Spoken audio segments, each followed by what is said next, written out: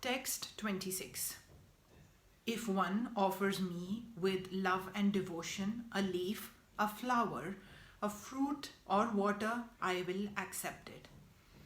For the intelligent person, it is essential to be in Krishna consciousness, engaged in the transcendental loving service of the Lord, in order to achieve a permanent, blissful abode for eternal happiness. The process of achieving such a marvelous result is very easy and can be attempted even by the poorest of the poor without any kind of qualification. The only qualification required in this connection is to be a pure devotee of the Lord. It does not matter what one is or where one is situated. The process is so easy that even a leaf or a little water or fruit can be offered to the Supreme Lord in genuine love, and the Lord will be pleased to accept it. No one therefore can be barred from Krishna consciousness because it is so easy and universal. Who is such a fool that he does not want to be Krishna conscious by this simple method and thus attain the highest perfectional life of eternity, bliss and knowledge? Krishna wants only loving service and nothing more. Krishna accepts even a little flower from his pure devotee. He does not want any kind of offering from a non-devotee. He is not in need of anything from anyone because he is self-sufficient, and yet he accepts the offering of his devotee in an exchange of love and affection. To develop Krishna consciousness is the highest perfection of life. Bhakti is mentioned twice in this verse in order to declare more emphatically that bhakti or devotional service is the only means to approach Krishna. No other conditions such as becoming a Brahman, a learned scholar, a very rich man or a great philosopher can induce Krishna to accept some offering. Without the basic principle of bhakti, nothing can induce the Lord to agree to accept anything from anyone. Bhakti is never casual. The process is eternal. It is direct action in service to the absolute whole. Here, Lord Krishna, having established that he is the only enjoyer, the primeval Lord and the real object of all sacrificial offerings, reveals what type of sacrifices he desires to be offered.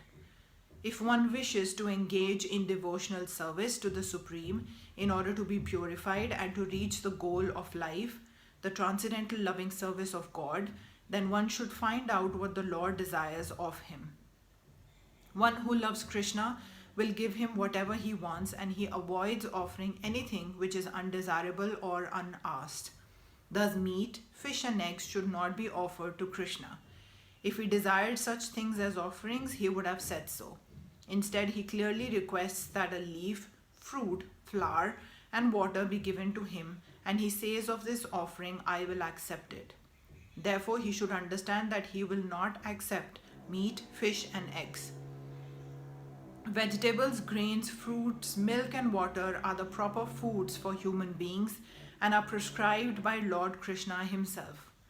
Whatever else we eat cannot be offered to him, since he will not accept it. Thus we cannot be acting on the level of loving devotion if we offer such foods. In the 3rd chapter, verse 13, Sri Krishna explains that only the remains of sacrifice are purified and fit for consumption by those who are seeking advancement in life and release from the clutches of the material entanglement. Those who do not make an offering of their food, he says in the same verse, are only eating sin. In other words, their every mouthful is simply deepening their involvement in the complexities of material nature. But preparing nice, simple vegetable dishes, offering them before the picture or deity of Lord Krishna, and bowing down and praying to him to accept such a humble offering enables one to advance steadily in life, to purify the body, and to create fine brain tissues which will lead to clear thinking. Above all, the offering should be made with an attitude of love. Krishna has no need of food since he already possesses everything that be, yet he will accept the offering of one who desires to please him in that way. The important element in preparation is serving, and an offering is to act with love for Krishna. The impersonalist philosophers who wish to maintain that the absolute truth is without senses cannot comprehend this verse of Bhagavad Gita. To them, it is either a metaphor or proof of the maintained character of Krishna, the speaker of the Bhagavad Gita. But in actuality, Krishna, the Supreme Godhead, has senses, and it is stated that his senses are interchangeable. In other words, one sense can perform the function of any other. This is what it means to say that Krishna is absolute.